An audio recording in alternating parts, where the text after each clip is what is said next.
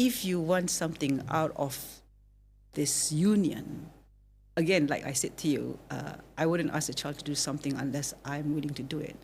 I wouldn't ask a partner of mine to be that person that I want him or her to be, or to act out that behavior or personality that I want him or her to be, unless I'm willing to do it, right?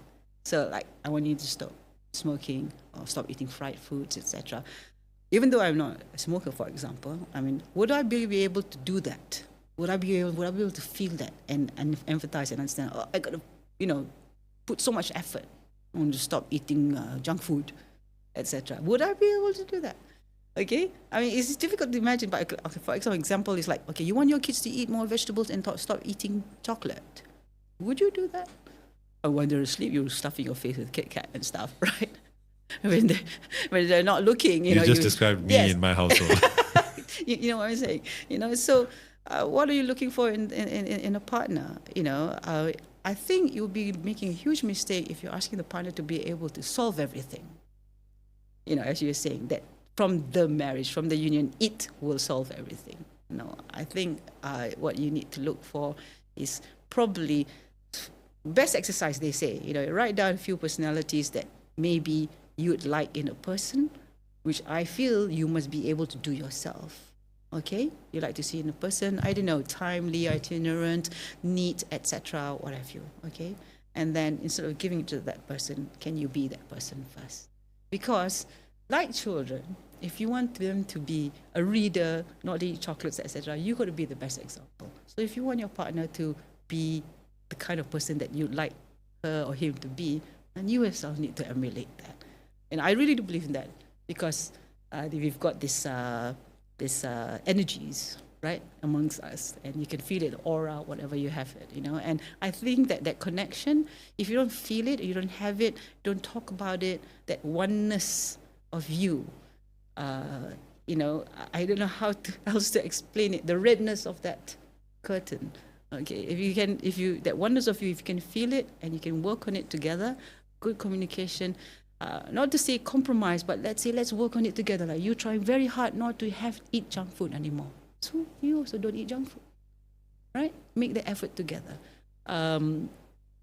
So to really. But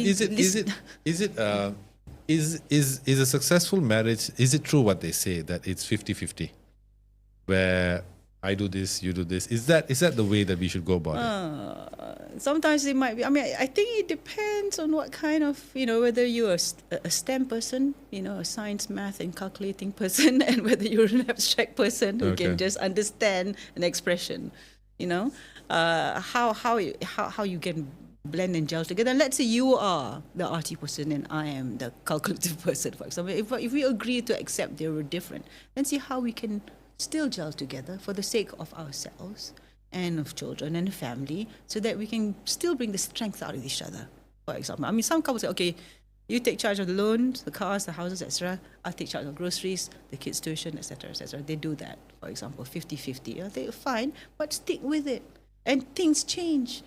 Cost of living goes up. Be reasonable, right? Whatever, interest rates goes up, and just things that have to be set in stone right from the beginning. I mean, that's not what marriage is, 1995, and then 20 years later, are you supposed to be exactly the same? Look at what happened in the last 2 decades. Did you have a smartphone then? No. The smartphones revolutionized the whole world. When I was practicing, the way that they had one say, one after each other.